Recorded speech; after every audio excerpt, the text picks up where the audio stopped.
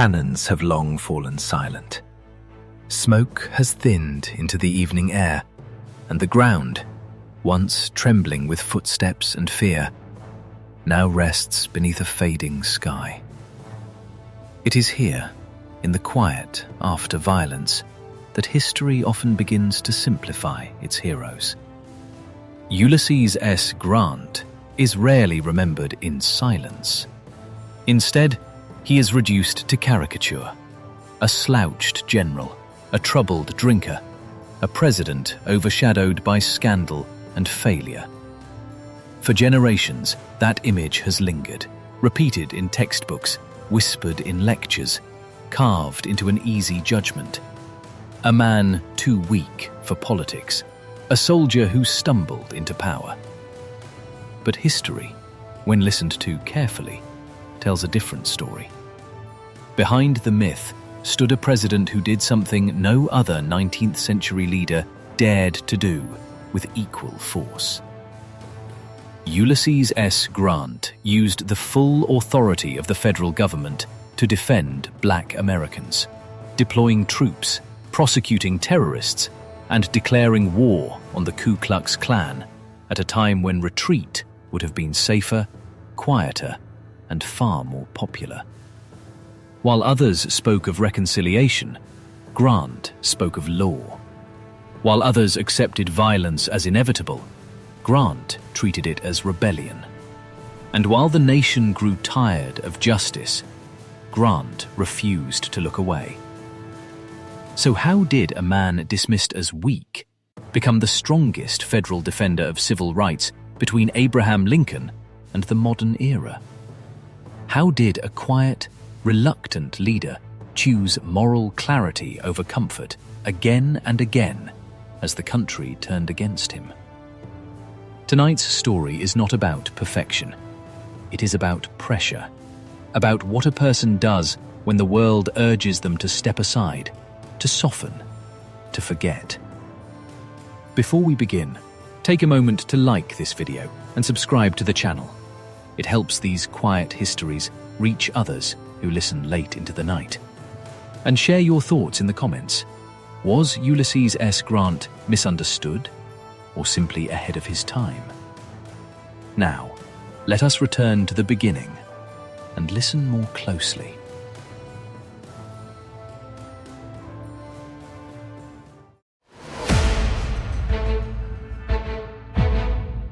Chapter 1. A Quiet Boy from Ohio. Ulysses Simpson Grant entered the world on April 27, 1822, in the small river town of Point Pleasant, Ohio, where the Ohio River curved gently past fields and wooden docks. It was a borderland place, neither fully settled nor truly wild, shaped by trade, labor, and the slow rhythms of frontier life. Nothing about the setting suggested that one of the most consequential figures of the 19th century would emerge from its quiet streets. Grant himself gave no early sign of destiny. He was a shy child, inward-looking, uncomfortable in crowds, and uneasy with praise. While other boys sought attention or competition, Ulysses preferred solitude. He spoke little, listened more, and seemed happiest when expectations were low. Ambition, in the conventional sense, did not interest him. Power did not call to him. If anything, he seemed to recoil from it. What he did love were horses. From a young age, Grant showed a remarkable calm around them, an instinctive understanding that bordered on the unusual. Where others forced control, he relied on patience. He learned to guide without cruelty, to communicate without violence. It was a skill that brought him quiet confidence, long before he ever held authority over men. Violence itself unsettled him. Though raised in a nation where war stories were common and military heroes admired, Grant showed no early fascination with battle. His father, Jesse Grant, was a strong-willed tanner and an outspoken opponent of slavery, often engaging in loud political debate. Ulysses, by contrast, avoided confrontation. He absorbed ideas without announcing them. He formed convictions slowly, privately, and deeply. When the time came for education, Grant proved competent but unremarkable. He was steady rather than brilliant, disciplined rather than inspired. Teachers saw a reliable student, not a future leader. Classmates remembered him as reserved, sometimes distant, never domineering. He did not push himself forward, and history would later mistake this restraint for weakness. In truth, it was something else entirely. Grant's early life was defined not by hunger for greatness, but by an instinct to endure. He learned how to carry weight quietly, expectations, disappointments, responsibilities, without complaint. He did not seek to shape the world. He learned instead how to stand firm within it. At this stage, war and politics seemed distant, almost irrelevant to the quiet boy from Ohio. Yet history often chooses its agents not from those who shout their readiness, but from those who can bear what others cannot. And in time, circumstances would find Ulysses S. Grant, whether he wished to be found or not. Chapter 2: West Point and the Weight of Obedience. In 1839, at the age of 17, Ulysses Grant left Ohio for the gray stone buildings of the United States Military Academy at West Point. The appointment came not from personal ambition, but from circumstance, arranged by a local congressman at the urging of his father. Grant accepted with little enthusiasm. He did not dream of military glory. He obeyed, as he often did, and boarded the long journey east. West Point was a world governed by order and restraint. Days unfolded according to bells and regulations, measured precisely, leaving little room for reflection or emotion. Grant adapted quietly. He was not a star cadet. He did not excel in rhetoric or strategy, nor did he command attention among his peers. Yet he proved dependable. In mathematics and horsemanship, he showed steady competence. In discipline, he was consistent rather than exceptional. His classmates included future generals who would one day face him across battlefields. Men like Robert E. Lee, Jefferson Davis, and others who would shape the coming conflict. At the time, these names meant nothing. They were simply young men training together under a flag that still claimed unity.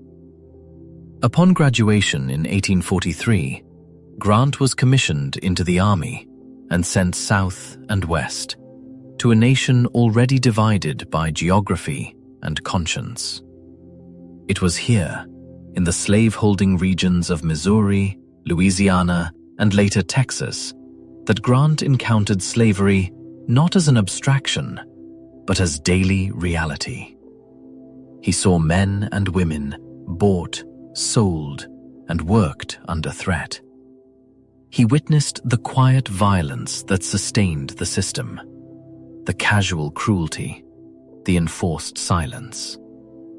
Grant did not speak loudly against what he saw. He was not a reformer by nature, nor a man inclined to public moral display. But the institution disturbed him deeply. In letters and later reflections, he described slavery as morally wrong, inefficient, and corrosive to both enslaved and enslaver alike. While stationed in Missouri, he would even work alongside enslaved laborers, and in one notable moment, chose to free the single enslaved man he briefly owned, despite his own financial hardship. This was not the behavior of a man indifferent to injustice. It was the quiet resistance of someone forming convictions in a dangerous time. To oppose slavery openly in the 1840s was to invite isolation, ridicule, and career ruin. Grant chose caution, not cowardice. He absorbed what he saw and stored it away, waiting. West Point had taught him obedience, to rules, to authority, to structure. But life beyond it taught him something else, that obedience without conscience could become complicity. Long before the nation fractured, long before politics demanded declarations, Ulysses S. Grant had already begun to decide where he stood. Not loudly, not proudly, but firmly, and for the rest of his life. Chapter 3: Failure, Poverty, and the Bottle.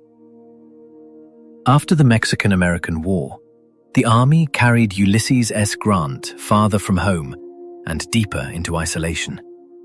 He was stationed at remote posts along the Pacific coast, places of rough conditions, long silences, and little companionship.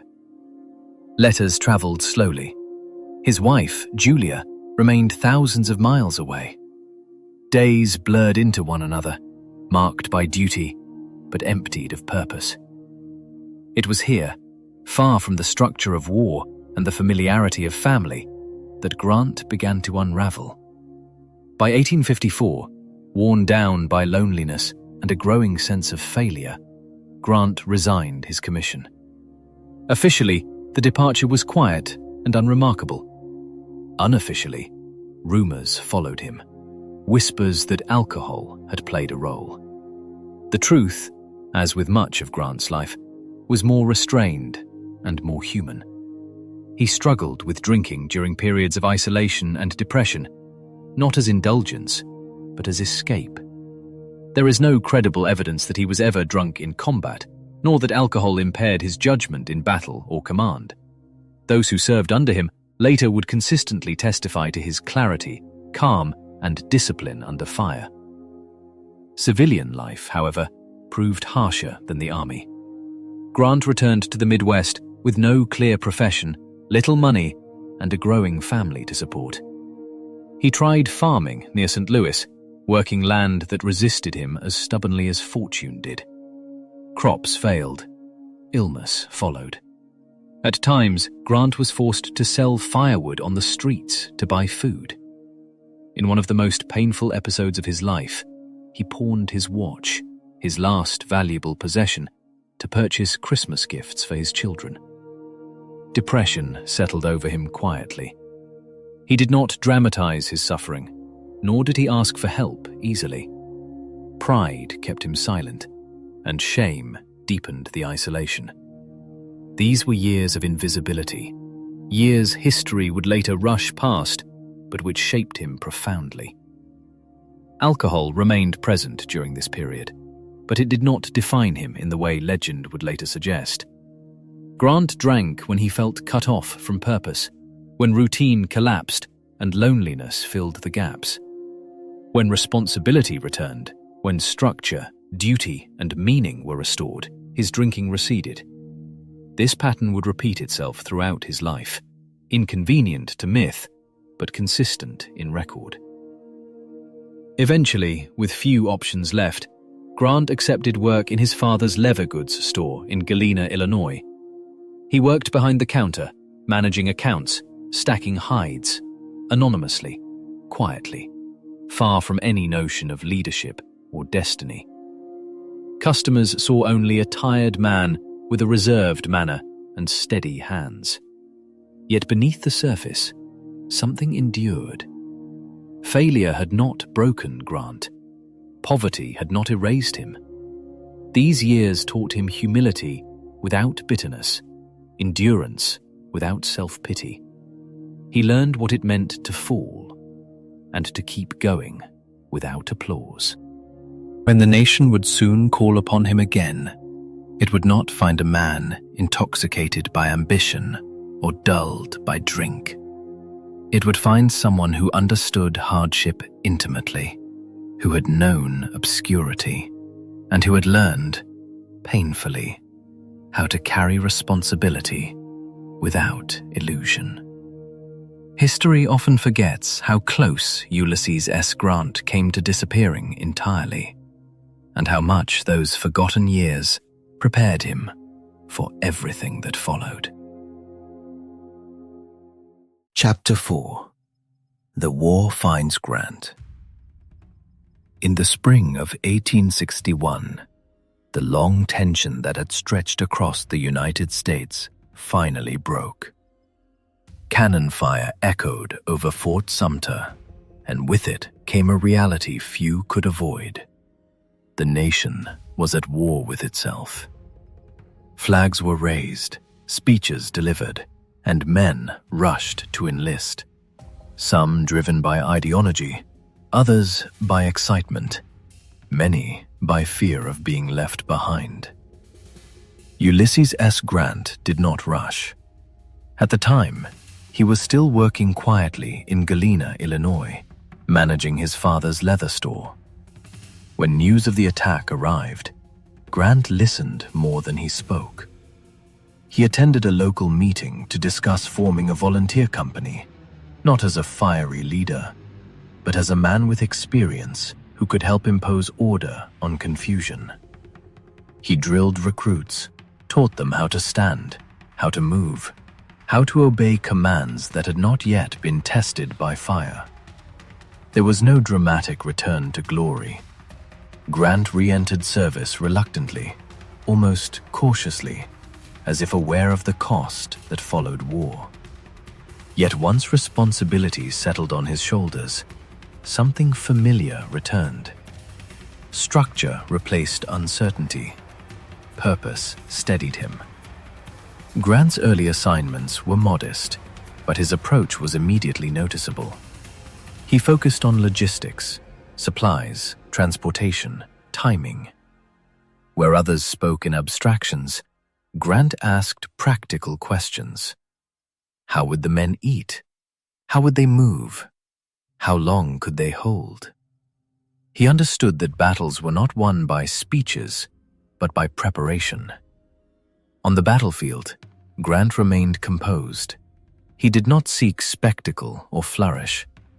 Reports described him calm under pressure, often seated on horseback or standing quietly while chaos unfolded around him.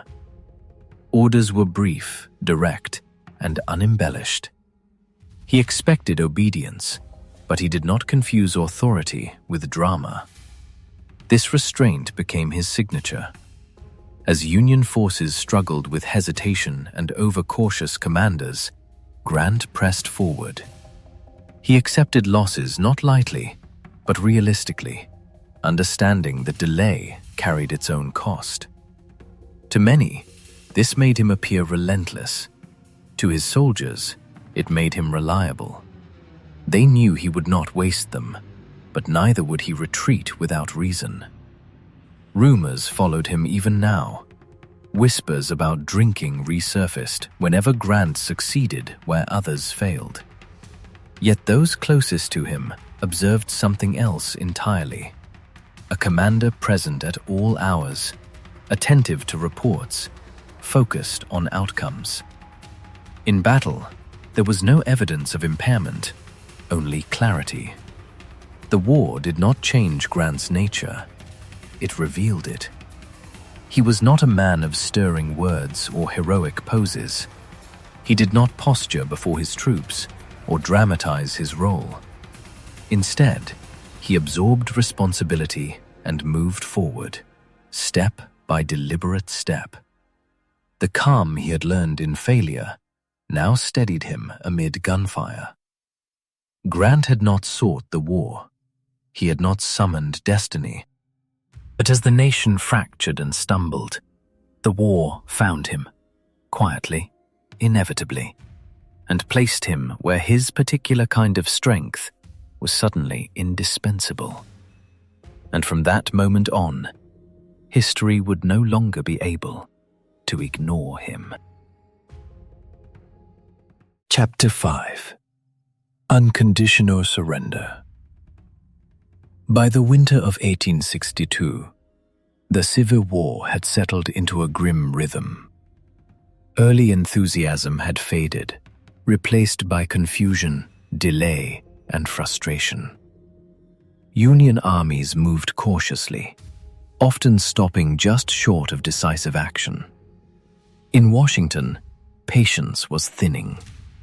The nation wanted proof that the war could be won. It was along the cold, muddy banks of the Tennessee and Cumberland rivers that Ulysses S. Grant would provide it. Fort Donelson, a Confederate stronghold in western Tennessee, guarded vital waterways into the South. In February, Grant advanced with determination, coordinating infantry, artillery, and naval forces in a way few Union commanders had yet attempted. The fighting was fierce and disordered, marked by snow, sleet, and exhaustion. At one critical moment, Confederate troops nearly broke through Grant's right flank while he was away conferring with naval commanders. When Grant returned and surveyed the field, he did not panic. He noticed something others had missed. The enemy had weakened their own defenses in the attempt to escape. Instead of retreating, Grant ordered an immediate counterattack. The pressure was relentless. By nightfall, Confederate forces were surrounded. The following morning, a message arrived from the Confederate command asking for terms. In an era when generals often negotiated elaborate conditions, Grant's response was brief and unmistakable. No terms except an unconditional and immediate surrender can be accepted. The words traveled quickly, through camps, newspapers, and into the public imagination. Almost overnight, Ulysses S. Grant became Unconditional Surrender Grant. Fort Donelson fell, and with it, over 12,000 Confederate soldiers were captured. It was the first major Union victory of the war, and it changed everything. Grant did not celebrate loudly. There were no grand speeches, no dramatic gestures. He simply moved on to the next task. For him, the surrender was not a moment of personal triumph, but a necessary step toward ending the war. Decisiveness, he believed, saved lives in the long run. His reputation, however, was transformed. Newspapers hailed him as the general the Union had been waiting for. President Lincoln took notice. While others hesitated, Grant acted. While others explained failure, Grant accepted responsibility and advanced. Critics still muttered. They accused him of recklessness, of brutality, of caring too little for appearances. But soldiers who served under him saw something different. A leader who made choices clearly and stood by them. He did not demand admiration. He demanded results.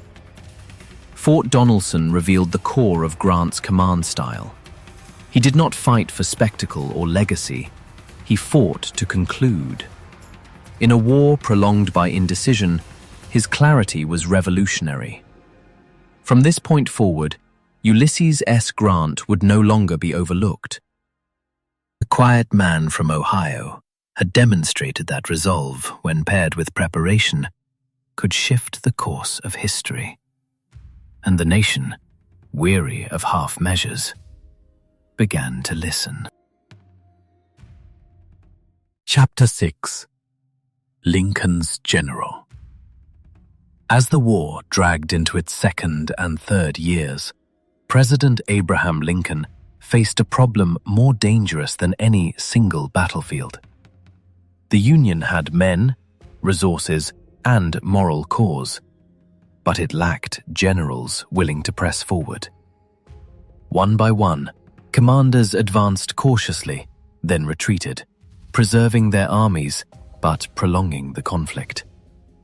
Each delay carried a human cost, measured in years and graves. Ulysses S. Grant did not fit this pattern. Lincoln watched Grant's progress closely. Reports from the Western Theater told of a commander who moved with purpose, who absorbed losses without surrendering initiative, and who understood that victory required persistence rather than perfection. While critics accused Grant of being too aggressive, Lincoln recognized something else: resolve. When advisors urged the president to remove Grant, citing rumors of drinking, complaints from rival generals, and the brutal nature of his campaigns, Lincoln responded with a line that would echo through history. "I can't spare this man," he said. "He fights." It was not praise for style or elegance. It was recognition of necessity. The partnership between Lincoln and Grant was not built on friendship, but on shared understanding. Both men believed that the war could not be won through half measures.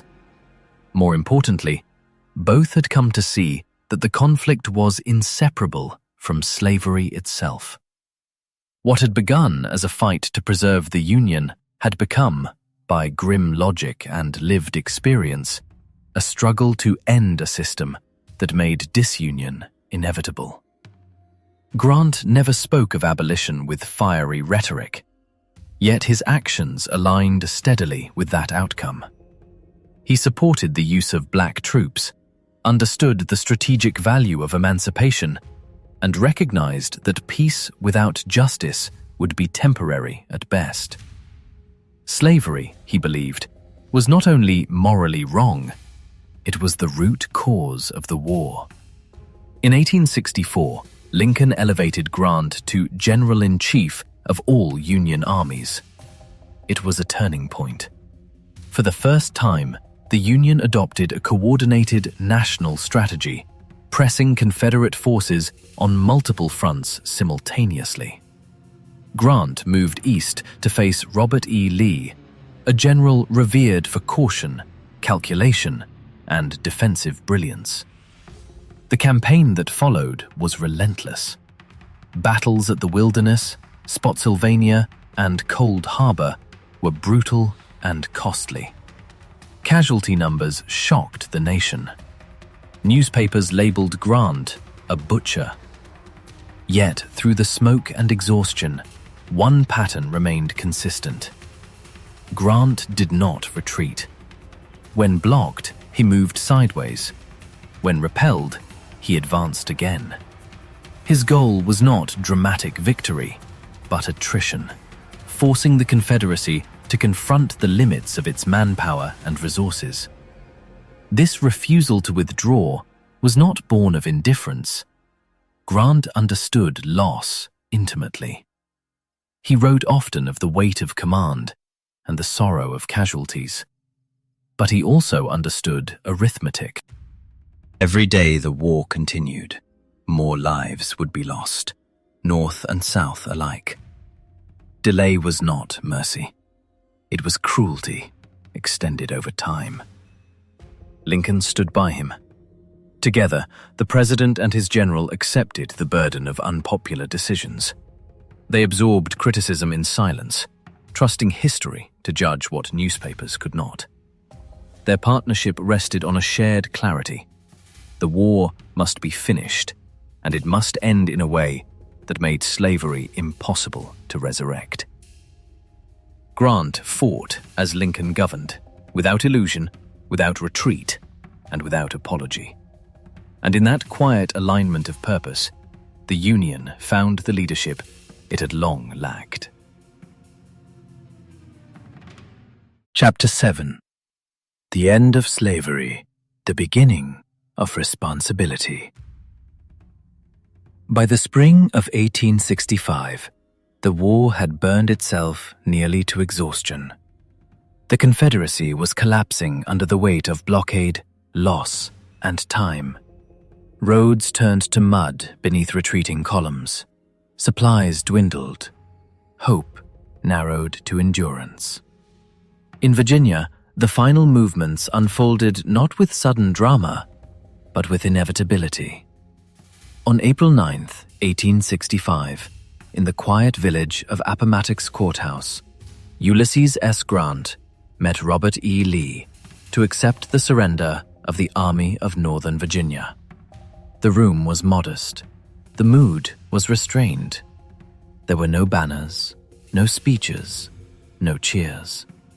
Grant arrived in a plain uniform, mud-stained from the road, carrying the weight of 4 years of war, without ceremony. The terms he offered were unexpectedly generous. Confederate soldiers were paroled and allowed to return home. Officers were permitted to keep their sidearms. Men who owned horses were allowed to take them back for the spring planting. There would be no public humiliation, no vengeance enacted in ink and signature. Grant understood something many others did not. Humiliation would not heal the nation. It would only ensure that bitterness survived the battlefield. Yet mercy, in Grant's mind, did not mean forgetting. The surrender at Appomattox marked the effective end of slavery as a legal institution in the United States.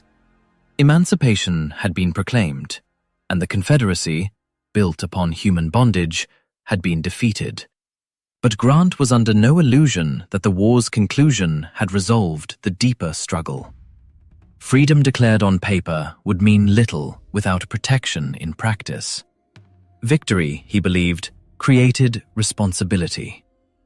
As Union troops marched and Confederate flags were lowered, Grant thought not of triumph, but of obligation. Millions of formerly enslaved people now stood exposed in a hostile landscape, surrounded by those who had lost power, but not resentment. Without enforcement, justice would erode.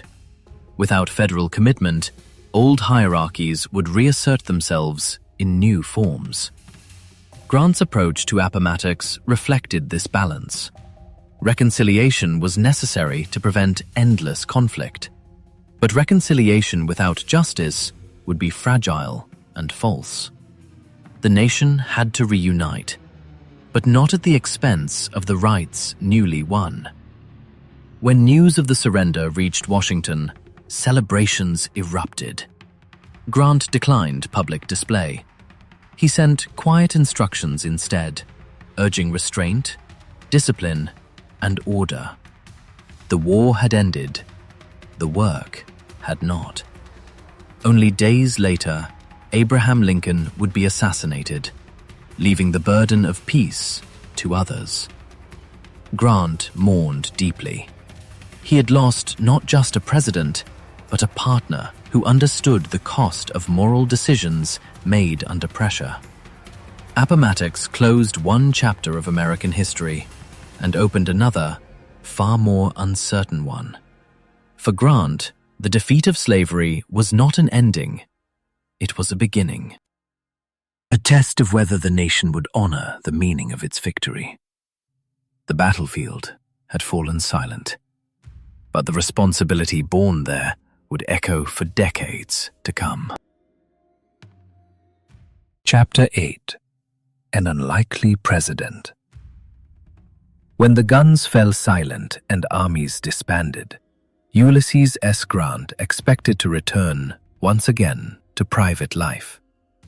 He had never sought political office, never cultivated allies in Congress, never shown patience for public debate. His authority had come from necessity, not ambition.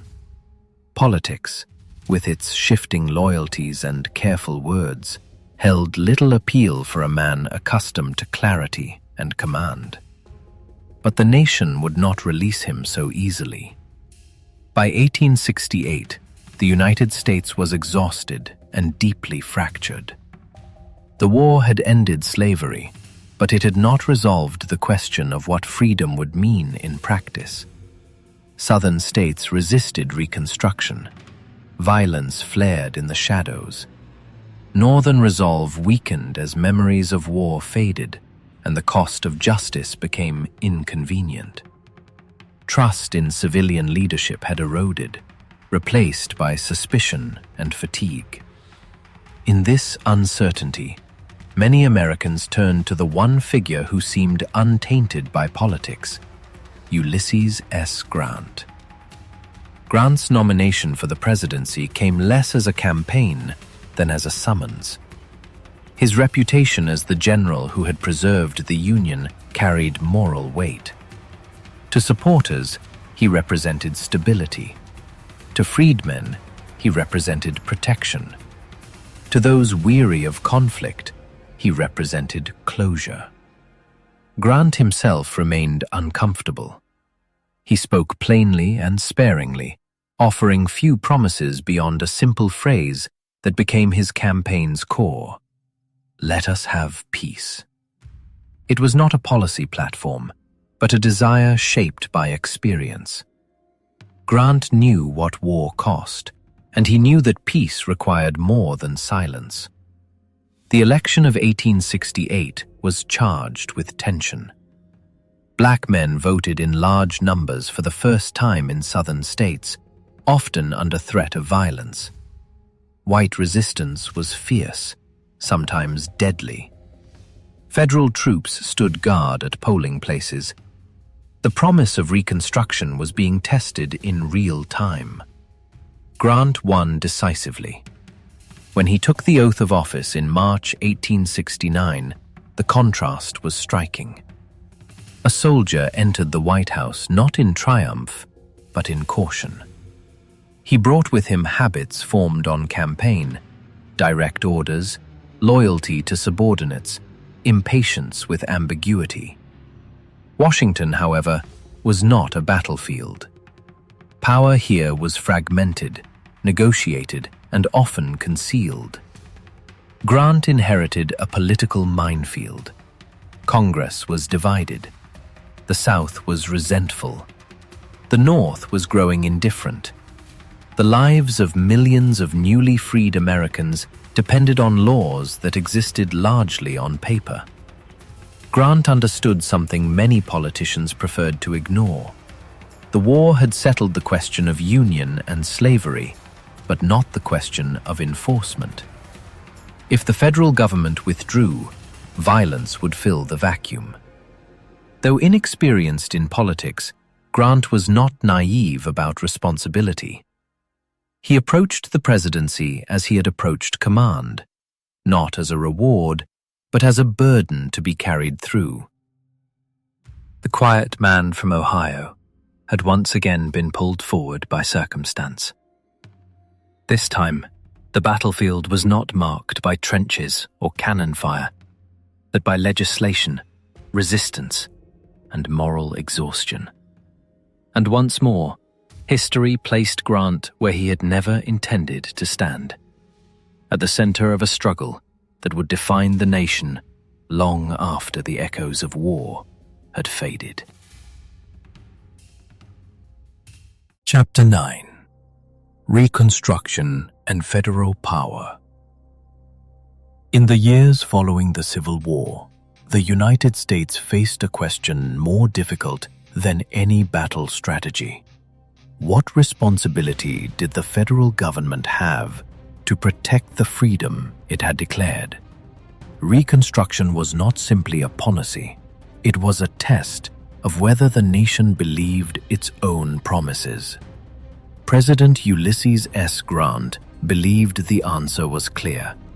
The Constitution, in his view, did not permit neutrality in the face of lawlessness. The 13th, 14th, and 15th Amendments had abolished slavery, defined citizenship, and guaranteed the right to vote, regardless of race. These were not suggestions, they were commands. And commands, Grant believed, required enforcement. Across the South, however, reality told a different story. White supremacist groups used intimidation, assault, and murder to prevent black citizens from voting or holding office. Local authorities often looked away. State governments claimed impotence or sympathy. Violence became routine, not exceptional.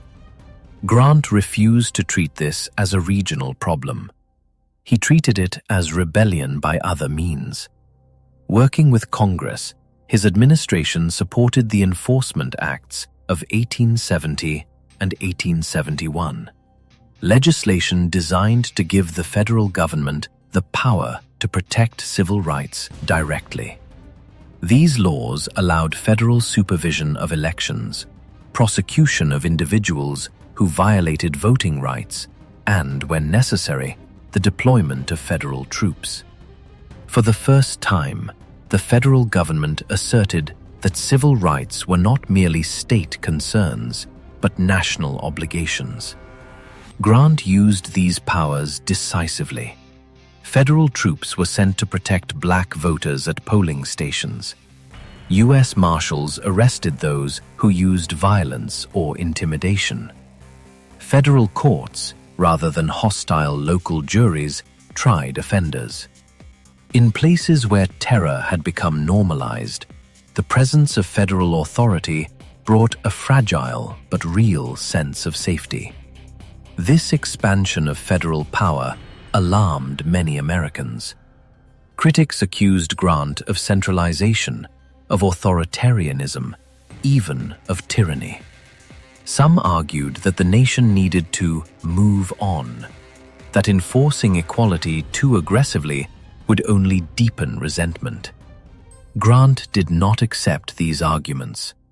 He had seen what happened when authority withdrew. He had watched Reconstruction falter wherever protection weakened. To him, inaction was not neutrality. It was surrender. The Constitution demanded action, not patience.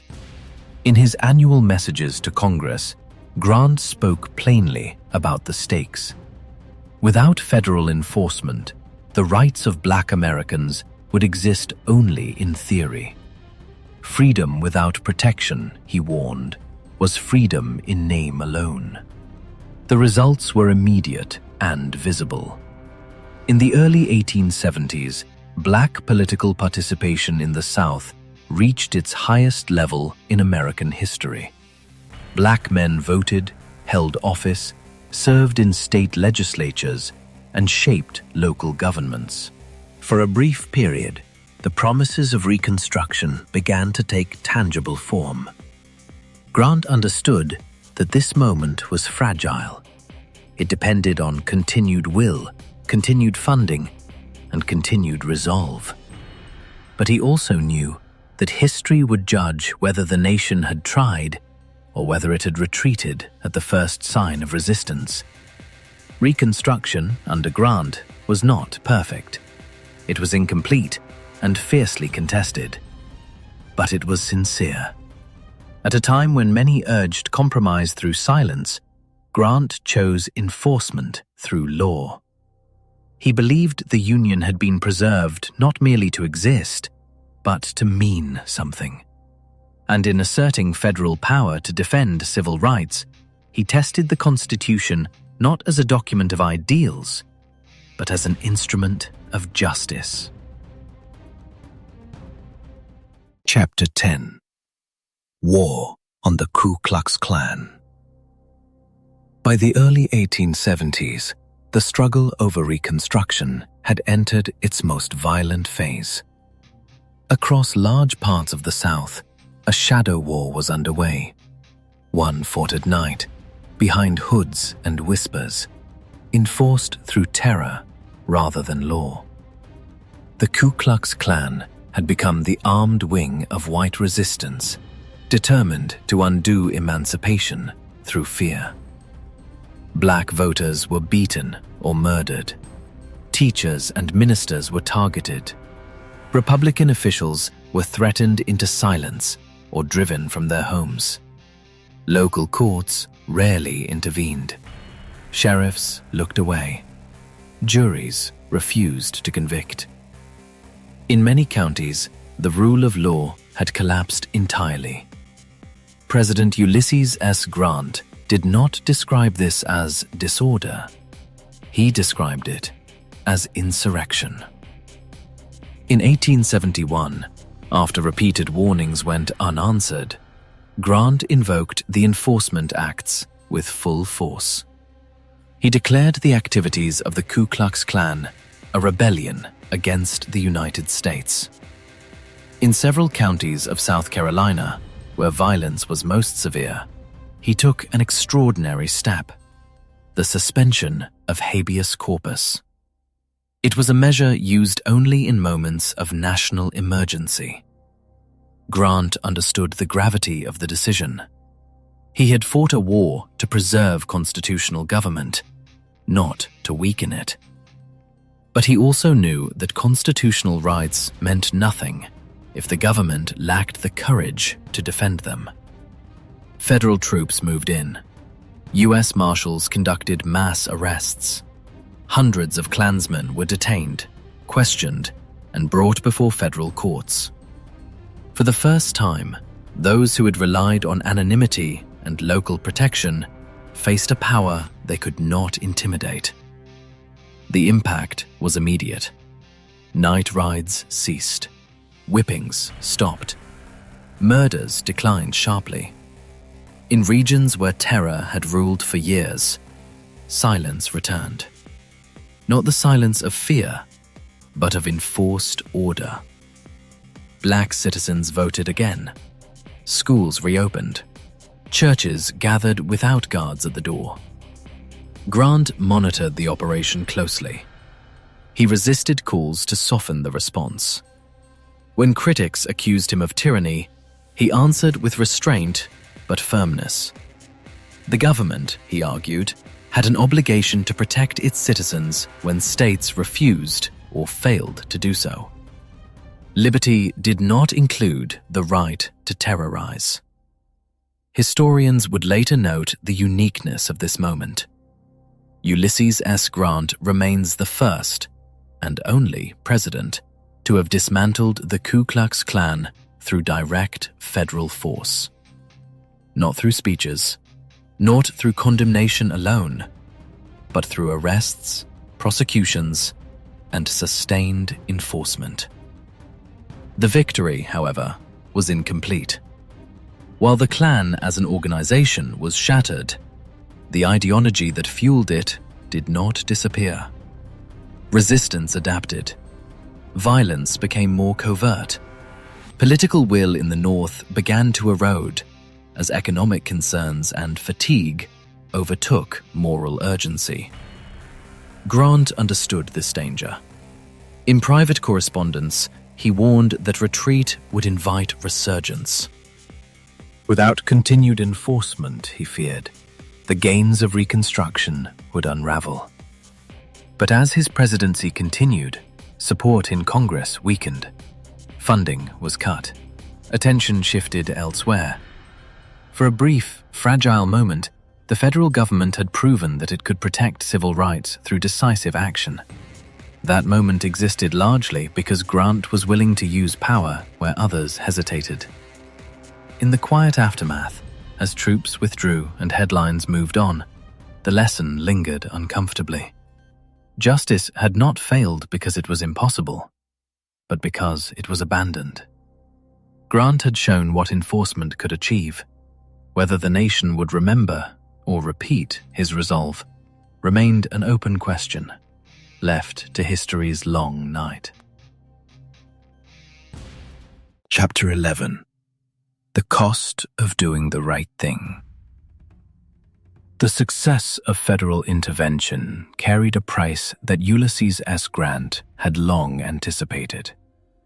As violence receded in some regions and black political participation briefly flourished, opposition hardened elsewhere. The very actions that had restored order in the South ignited a fierce backlash among those who believed Reconstruction had gone too far. In southern states, resentment simmered openly. Many white citizens viewed federal troops not as protectors of law, but as symbols of humiliation and defeat. Newspapers spoke of occupation and despotism. The language of rebellion, stripped of uniforms, returned in editorials and speeches.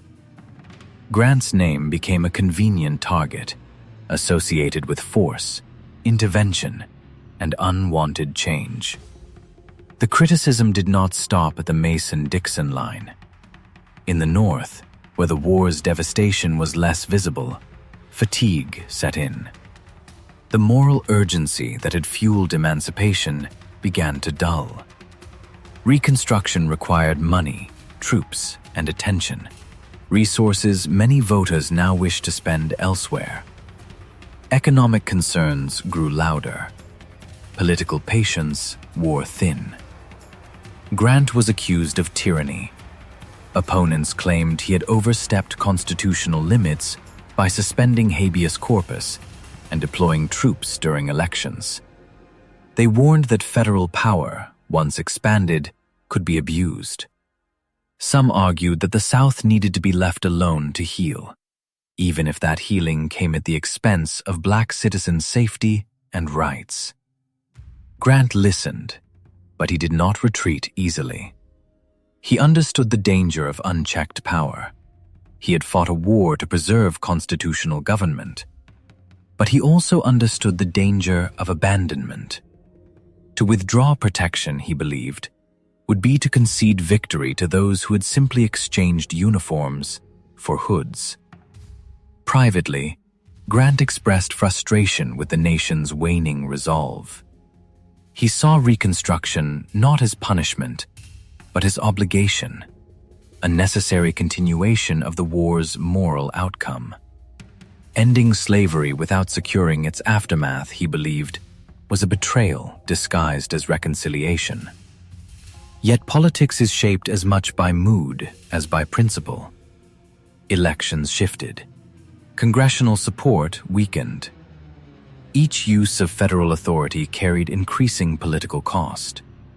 Grant found himself isolated, defending policies that few now wished to explain aloud.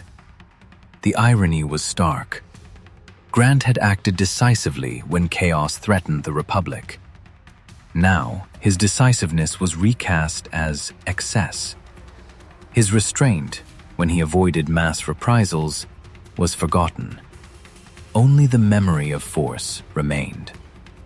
Moral leadership, Grant discovered, rarely earns lasting applause. It often demands standing alone, long after crowds have dispersed. It asks leaders to endure misunderstanding in exchange for outcomes that history may not immediately reward. By the mid-1870s, the momentum of Reconstruction slowed noticeably. Violence returned in subtler forms. Black political power diminished as federal oversight weakened. Grant watched these developments with quiet concern, aware that the choices being made would echo far beyond his presidency. He had done what he believed was right, not because it was popular, but because it was necessary. The cost was measured not only in political capital, but in reputation, a price Grant would continue to pay long after leaving office. History would one day revisit these years with clearer eyes. But for Grant, the burden of doing the right thing had already been paid. In criticism, isolation, and the slow fading of national will. Chapter 12. Corruption and Misplaced Trust. As the years of Grant's presidency unfolded, a different kind of damage began to erode his standing. Less dramatic than violence, but no less corrosive. It came not from rebellion or resistance, but from corruption within his own administration.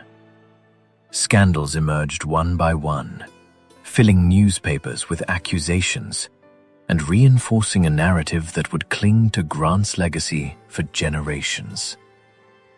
Yet at the center of these scandals stood a contradiction. Ulysses S. Grant was, by all credible accounts, personally honest. He did not enrich himself in office. He did not manipulate policy for profit. He lived simply, often carelessly so, uninterested in wealth and ill-equipped to manage it. The corruption associated with his presidency did not originate from his hand, but from those he trusted. Grant's greatest flaw was loyalty. On the battlefield, loyalty had saved lives. He trusted subordinates, defended them against political attacks, and rewarded competence with confidence. In politics, this same instinct proved dangerous. Grant assumed that men who spoke well, shared his values, or served him faithfully would act with integrity. Too often, they did not. Scandals such as the Crédit Mobilier affair, the Whiskey Ring, and abuses within the Indian Affairs and War departments unfolded under his administration. Though Grant was not personally involved, his reluctance to publicly condemn friends and allies made him appear complicit. In one notable case, he even testified in defense of a close associate, believing honesty should be presumed until proven otherwise. To critics, this seemed naive. To Grant, it was principle. He believed that accusation alone should not destroy a man. He resisted governing by suspicion. But in an era of rapid economic expansion and weak oversight, this restraint allowed corruption to flourish. Political opponents seized the opportunity, painting Grant as either incompetent or indifferent. The damage was severe. Public confidence eroded. Reformers grew disillusioned. Support for Reconstruction, already fragile, weakened further as scandals consumed attention and credibility. Grant was deeply wounded by these events. He felt betrayal more than embarrassment. In private letters, he expressed sorrow not for his reputation, but for the harm done to the nation's trust. Corruption, he understood, undermined the moral authority required to enforce justice elsewhere. Yet even here, the nuance matters. Grant's failure was not greed, nor malice, nor indifference to law. It was an overestimation of character, a belief that personal loyalty implied public virtue. He judged men as he had judged soldiers, expecting honor where ambition ruled. History often simplifies this chapter into a verdict of failure. But such judgment misses the distinction between flawed leadership and flawed morals. Grant's compass did not point toward self-interest. It pointed toward fairness, sometimes at his own expense. By the end of his second term, the weight of scandal had dimmed his achievements. The president who had crushed an insurrection and defended civil rights now faced a reputation clouded by the misconduct of others. It was a bitter lesson, learned late, that in politics, good intentions are not enough, and that trusting the wrong men can distort even the most sincere legacy. Chapter 13. Abandonment of Reconstruction. As Ulysses S. Grant's second term drew toward its end, the great experiment of Reconstruction began to quietly unravel. Not through a single vote or dramatic declaration, but through something far more decisive: withdrawal. Support faded. Attention shifted. And with each retreat, the fragile protections built after the war weakened. Congress, once aligned with enforcement, grew hesitant. Elections had changed its composition, and public appetite for intervention had diminished. Economic crises demanded focus. Calls for local control grew louder. Reconstruction, many argued, had lasted long enough. Grant did not share this confidence. He watched reports arrive from the South describing renewed intimidation, fraudulent elections, and the steady erosion of black political power. Where federal troops were withdrawn, violence followed. Where oversight ended, rights vanished. The pattern was unmistakable, and Grant said so plainly. In his final messages to Congress, Grant warned that abandoning Reconstruction would betray the war's outcome. He argued that the same forces once defeated on the battlefield were reorganizing through law, custom, and intimidation. Without federal resolve, he believed, freedom would be hollowed out and citizenship reduced to a technicality. But his warnings landed softly. The will to enforce civil rights had thinned in the North. Many voters, distant from Southern realities, believed stability had returned. Others accepted inequality as an unfortunate but tolerable cost of reunion. Politicians, sensitive to polls and pressure, chose quiet withdrawal over sustained commitment. Grant found himself increasingly isolated. His authority remained, but his leverage diminished. Funding for enforcement was reduced. Troop levels dropped. Courts grew less aggressive in prosecution. Each compromise, taken alone, seemed manageable. Together, they marked the slow abandonment of federal responsibility. The consequences were swift and predictable. Black office holders were driven out. Voting became dangerous once more. New systems of control, legal, economic, and social, emerged to replace the blunt violence of earlier years. Reconstruction governments collapsed. White supremacist regimes regained power, often through elections shaped by fear and exclusion. Grant watched this reversal with a sense of quiet tragedy. He had never believed Reconstruction would be easy, but he had believed it was necessary.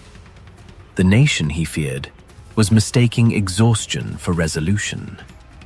There was no dramatic protest from Grant, no resignation, no final stand. He had spent years absorbing criticism and acting when he could. Now, as political support evaporated, his role narrowed to witness. History would later confirm what Grant already understood. Reconstruction did not fail because it was impossible. It failed because it was abandoned. When Grant left office in 1877, the protections he had enforced were largely gone. The federal government stepped back, and in that space, injustice took root. The promises of the post-war amendments remained, but their meaning was deferred for generations. Grant had warned of this outcome. He had described it clearly and without illusion. But leadership, even principled leadership, cannot succeed alone. As he departed the presidency, the quiet man from Ohio carried with him the knowledge that some battles are lost not in defeat, but in surrender to fatigue.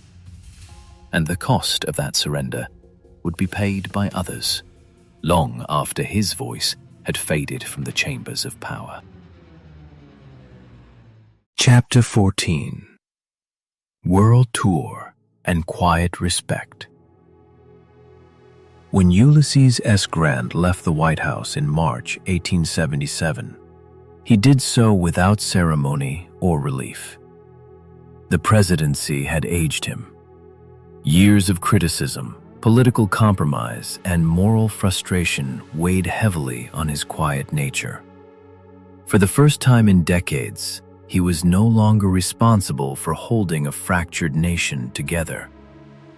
What followed was unexpected.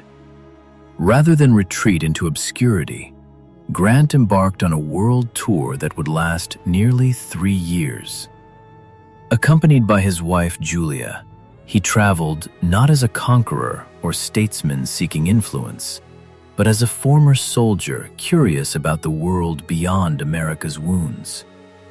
The journey carried him across Europe, the Middle East, and Asia, into courts and capitals far removed from the battlefields that had defined his life. Abroad, Grant was received with remarkable respect. In Britain, he met Queen Victoria, who remarked on his modesty. In Germany, he spoke with Otto von Bismarck, exchanging views on war and leadership. Grant listened more than he spoke, reflecting quietly on the nature of command and the cost of conflict. Where European generals emphasized glory, Grant emphasized conclusion. War, he said, should be fought only to end something intolerable, not to prove greatness. In Japan, he was welcomed with honors rarely granted to foreigners. Grant admired the nation's discipline and restraint, drawing parallels between reconciliation after war and the careful balance required to preserve peace. Across continents, he was treated not as a failed president, but as the general who had preserved a nation and ended slavery. The contrast with his standing at home was striking. In the United States, Grant's reputation remained unsettled. Scandals from his administration lingered in public memory, while his civil rights enforcement was already fading from popular narrative. Critics still spoke of corruption and excess, often ignoring the context and the cost of the decisions he had made. Grant was aware of this imbalance, yet he did not argue with it. Travel gave him distance, not only from politics, but from judgment. He observed other nations struggling with unity, empire, and reform, and recognized familiar patterns. Power tested character everywhere. Few escaped unscathed. As he crossed oceans and borders, Grant reflected on his own life with increasing clarity. He had never sought authority, but he had accepted it when it arrived. He had acted decisively when others hesitated, and he had paid the price for it. Abroad, those actions were weighed with patience. At home, they were still entangled in politics. The world tour offered Grant something rare: perspective without demand. He could listen without deciding, observe without commanding.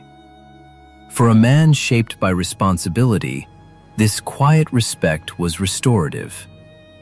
When Grant eventually returned to the United States, he did so changed, not triumphant, but steadied. The world had shown him that judgment evolves with distance and time. History, he would learn, moves more slowly at home. Chapter 15. Riding Against Time. In the final years of his life, Ulysses S. Grant faced an enemy he could not outmaneuver. It did not arrive with gunfire or banners, but with a quiet persistence that allowed no retreat. By the early 1880s, Grant's health was failing, and his financial security, never strong, collapsed entirely. Trust once again betrayed him. Grant had invested his savings in a business venture run by a trusted associate, only to discover that the firm was built on deception. The collapse left him nearly penniless. For a man who had commanded armies and presided over a nation, the humiliation was profound. But he bore it silently. Pride gave way to necessity. His family needed security, and time was no longer abundant. Soon after, doctors delivered another verdict. Grant was suffering from cancer of the throat, likely worsened by years of cigar smoking. The diagnosis carried no comfort, only certainty. He understood that his remaining days were measured not in years, but in months. Grant responded as he always had, without drama. He decided to write. Encouraged by friends and publishers, including Mark Twain, Grant began composing his personal memoirs. The task was daunting. His voice weakened. Pain made speaking difficult. Yet each morning he sat down to work, dictating or writing with steady focus. There were no embellishments, no attempts to defend reputation or settle scores. He wrote with clarity, restraint, and honesty. The urgency was unspoken but absolute. Grant was racing time, not for legacy, but for his family. The book's success would determine their future after his death. In this final campaign, the objective was simple: provide. As the manuscript grew, so did its power. Grant's prose surprised critics and readers alike. It was direct, unadorned, and precise, reflecting the man himself. He described battles without glorification, decisions without apology.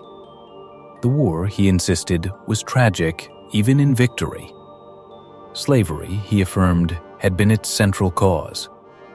Pain accompanied every page. Eating became difficult. Rest offered little relief. Still, Grant persisted. When his strength failed, he rested briefly and resumed. There was no complaint, no appeal for sympathy, only resolve. In July 1885, just days after completing the final chapter, Ulysses S. Grant died. He had finished the work in time. The personal memoirs became a triumph, both literary and financial. They secured his family's future and reshaped his legacy. Readers encountered not the caricature of a broken man, but the voice of someone who understood responsibility deeply and accepted it fully. In the quiet after his passing, the nation paused. Grant's final act was not command, nor law, nor force. It was endurance. A man writing calmly against death, determined that even in his last moments, his duty to truth, to family, to history would be fulfilled. And when the words were finished, he rested. Epilogue: The President Who Tried. Ulysses S. Grant died on July 23, 1885, only days after completing the final lines of his personal memoirs. The timing felt deliberate, as if he had held on just long enough to finish his last duty. When the news spread, the nation that had so often doubted him paused in quiet respect. In death, Grant was mourned not with triumphal speeches, but with reflection. For years, his reputation had been clouded by scandal, by political exhaustion, by a country eager to move on from the hard questions of Reconstruction. Yet history, slower and less emotional than politics, began to reassess the record. Grant had done what many would not. As president, he crushed the Ku Klux Klan at its height, declaring it an insurrection and using federal power decisively to dismantle it. He enforced the Constitution not as an abstraction, but as a living obligation. Black suffrage was not, to him, a regional issue or a temporary policy. It was a moral and legal necessity born from the war's terrible cost. When states refused to protect their citizens, Grant acted. When violence replaced ballots, he intervened. He used federal troops not to dominate, but to defend. At a moment when neutrality was politically convenient, he chose responsibility instead. This came at a price. White backlash intensified. Northern voters grew weary. Congress retreated. Grant found himself increasingly isolated, accused of tyranny for insisting that the law be enforced equally. Reconstruction faltered not because Grant abandoned it, but because the nation did. He warned them. They did not listen. Grant was not flawless. He trusted the wrong people. He underestimated the persistence of racial hatred. He believed, too often, that others would act with the same sense of duty he carried himself. These were failures of judgment, not of conscience. What distinguishes him is simple. and rare. When power was placed in his hands, he used it to protect the vulnerable, not to excuse inaction. Today, his legacy stands clearer than it once did. Not as a perfect president, nor a gifted politician, but as a man who tried when trying still mattered. As the story of Ulysses S. Grant fades into the quiet of history, it leaves behind a lesson that does not demand applause, only remembrance. History does not always reward those who stand firm, but it remembers them eventually. If you found calm or meaning in this story, consider subscribing to the channel and joining our quiet community of history before sleep. And feel free to share in the comments which life or era you'd like to drift through next. For now, let the past rest, and rest with it.